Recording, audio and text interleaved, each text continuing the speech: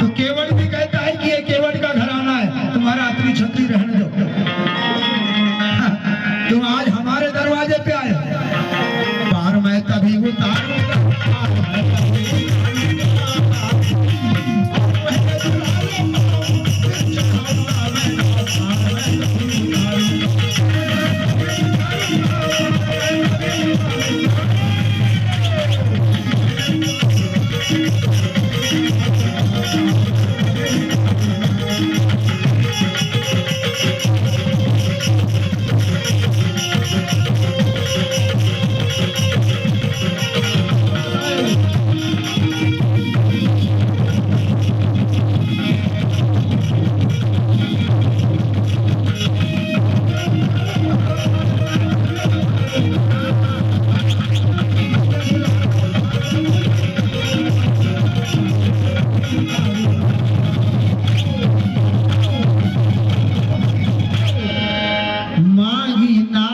केवट आना कहीं तुम्हार मर्म में जाना।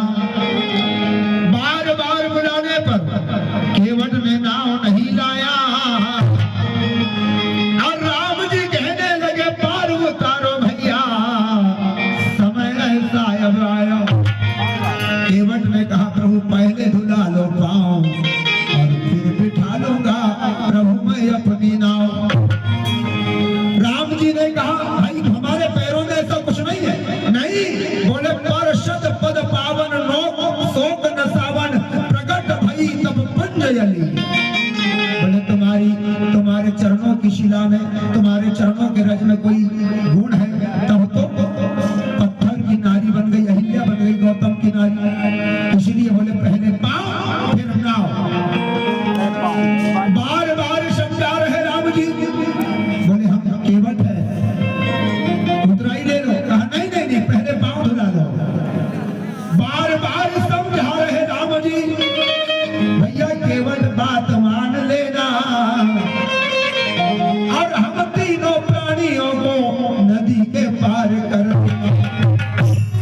शर्त रखा केवट ने, कठोता में जल ले आया, चरण रज धुलाए भगवान के और चरणामृत का पान किया। कहा केवट ने आप आए हो मेरे घाट, मैं भी आऊंगा आपके बाद।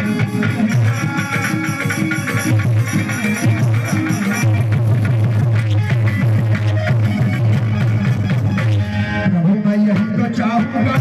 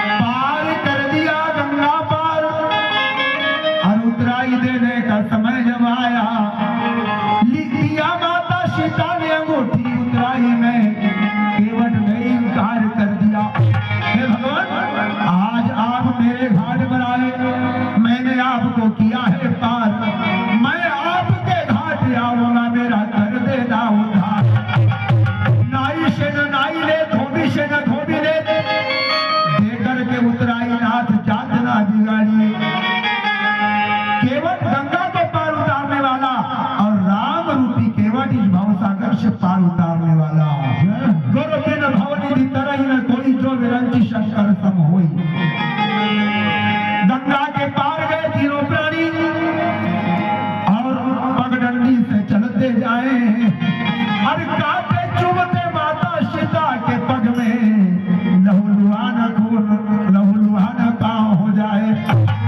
और माता सीता भाई लक्ष्मण राम चले तुलसंगा और पहुंच गए आगे चित्रकूट आश्रम, जहां अत्रि माता अनुसैया के संग अनुसैया के पद गही सीता, बोली बहोरी